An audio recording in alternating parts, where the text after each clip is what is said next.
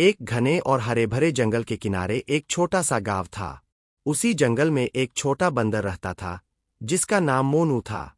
मोनू बहुत सीधा और दयालु था, लेकिन वह बहुत गरीब था।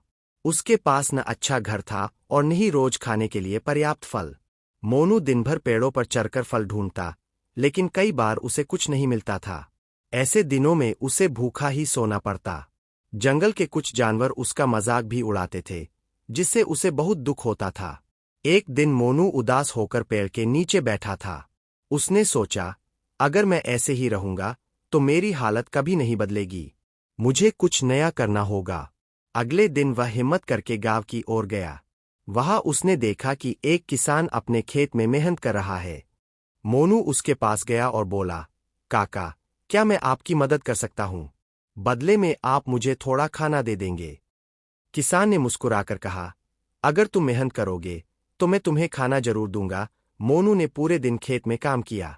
उसने मिट्टी खोदी, पानी डाला और पौधों की देखभाल की। शाम को किसान ने उसे स्वादिष्ट खाना दिया।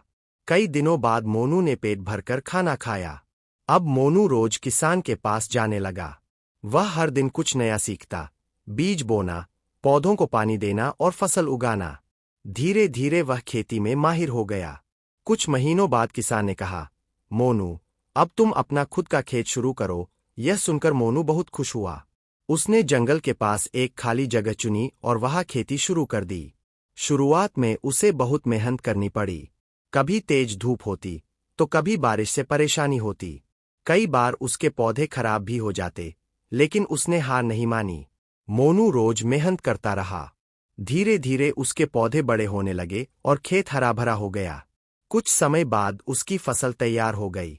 उसे बहुत सारे फल और अनाज मिले। अब मोनू के पास खाने की कोई कमी नहीं थी। वह बहुत खुश था।